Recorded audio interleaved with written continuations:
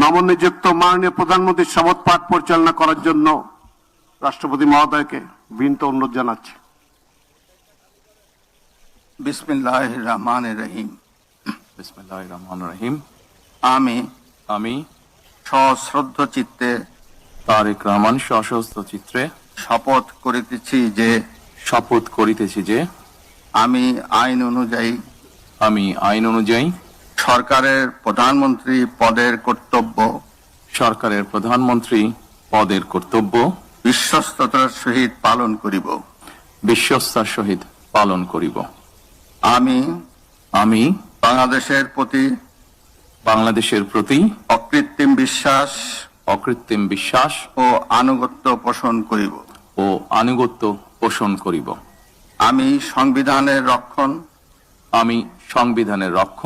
সমর্থন ও নিরাপত্তা বিধান করিব।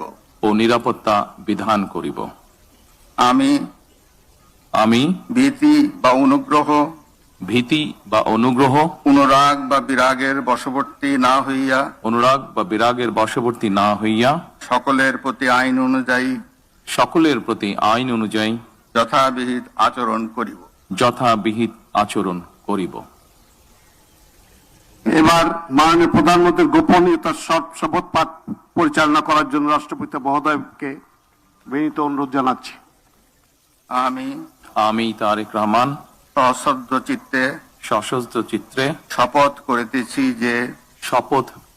যে সরকারের প্রধানমন্ত্রী রূপে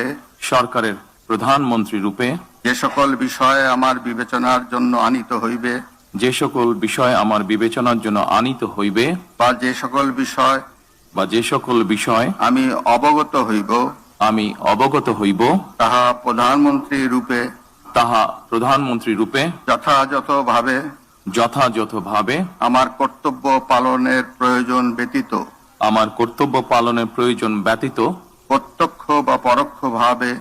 প্রত্যক্ষ বা পরোক্ষভাবে কোনো